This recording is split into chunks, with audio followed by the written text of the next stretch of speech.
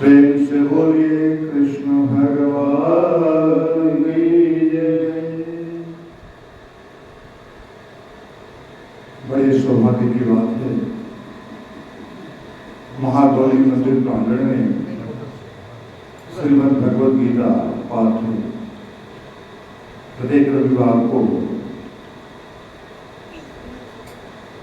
10 बजे से होता है। इसी अंतराल में हम सभी चौथे अध्याय के भगवान कृष्ण की वाणी का 19वें श्लोक में हम सब प्रवेश कर रहे हैं। भगवान श्री कृष्ण बोलो अर्जुन को हेलो यहाँ जिस मनुष्य के समस्त कर्म काम और संकल्प से रहित हैं, यानी कि कर्म दर्शन और कर्म तत्व की व्याख्या कर रहे हैं। यहाँ पर कहते हैं कि जिस मनुष्य के समस्त कर्म काम और संकल्प से रहित है, उस ज्ञान रूप अग्नि में भस्म करने वाले कर्म को करने वाले को मनुष्य ज्ञानी जन पंडित कहते हैं। हेलो, यहाँ पर भगवान श्री कृष्ण पंडित की परिभाषा करते हुए कह रहे हैं कि जिस मनुष्य के समस्त कर्म काम यानी कि कामना का वेग, यहाँ पर कामना का वेग और संकल्प से रहित है, तथा जिसके कर्म ज्ञानाग्नि में भस्म हो गए हैं, वह ज्ञानी पुरुषों की दृष्टि में पंडित होता है। हम अपने जीवन में हर कर्म को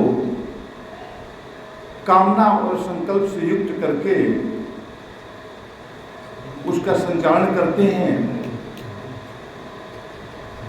लेकिन यहाँ पर भगवान श्री कृष्ण कहते हैं कि पंडित वह है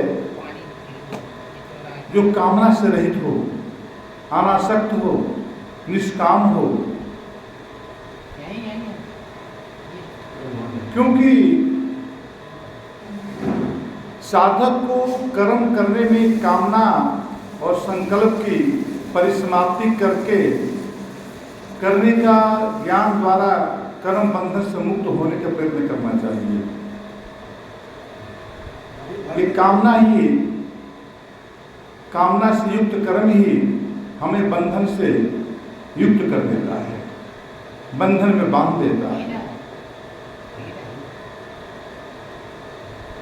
मनुष्य कामना करने के साथ ही संकल्प यानी कि स्वार्थपूर्ण रागात्मक स्मरण, यह कामना ठीक है ऐसी बुद्धि करता है। संकल्प के साथ आसक्ति और कामना संलग्न जुड़ी हुई होती है, तो हमें अनासक्त भाव से अपने कर्मों को संचालित करना चाहिए। ज्ञान अग्नि के सदृश दाहक और प्रकाशक होता है। भला बुरा, पुण्य पाप, शुभ अशुभ आदि द्वंद्व ये बंधन कारक होते हैं, और ज्ञान द्वंद्व रूप भ्रम को दूर कर देता है।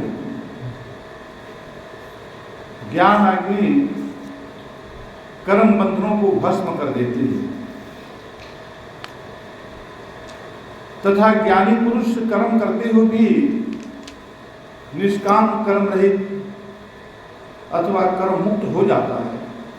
जिस प्रकार भस्म किया हुआ बीज, जैसे कि कोई भूंजा हुआ बीज हो, वो अंकुरित नहीं होता है, उसी तरह से जब मनुष्य का कर्म अनासक्त भाव से परिपूर्ण हो जाता है, तो एक भूने हुए बीज की तरह हो जाता है, और जिससे उसके बंधन यानी कि उसका प्रभाव कुछ भी नहीं रह पाता है। उसी प्रकार ज्ञानी पुरुष के दीर्घ कर्म भी बंधन कारक नहीं होते हैं। भूले हुए बीज की अवस्था बन जाती है। ज्ञान का प्रकाश ब्रह्म रूप अंधकार को दूर कर देता है तथा मनुष्य आत्मसंनिश्चित हो जाता है और उसके कर्म लोक कल्याण कारक हो जाते हैं। उसमें अपने स्वार्थता नहीं रहती।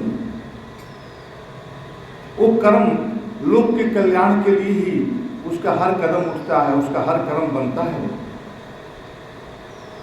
और यही कर्म परमार्थ की संज्ञा में समाहित हो जाता है। तो ब्रह्मज्ञानी पंडित कभी आत्मस्थिति में विचलित नहीं होता, कभी वो निराश नहीं होता, कभी वो परेशान नहीं होता, अथा चैतन्य स्वरूप परमात्मा के साथ उसका एक रूपता स्थापित हो जाता है। आगे बढ़ाते हैं।